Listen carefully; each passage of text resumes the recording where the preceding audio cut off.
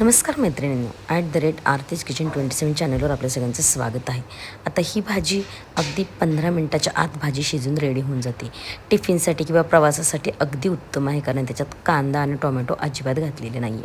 आता इथं मी नेहमीची तेल, जिरी, मोहरी टाकले, हळद टाकली आणि मीठ टाकलेली आहे. आता अशा शेंगभाज्या तुम्ही तेलात आणि मिठामध्ये छान परतून घेतल्यानंतर त्या भाज्यांना छान चव येते. आता मिनिटभर मी गॅस बारीक करून झाकण ठेवलं होतं, म्हणजे तुमच्या भाजीचा कलरसुद्धा छान राहतो. आता इथे मी लाल तिखट आणि धने पावडर टाकली. तुम्ही घरचा मसाला टाकू शकता किंवा किचन किंग मसाला टाकला तरीही चालेल. आता पुन्हा तिला 1 मिनिटभर वाफ देऊया, म्हणजे त्या भाजीत मसाले छान मुरतात.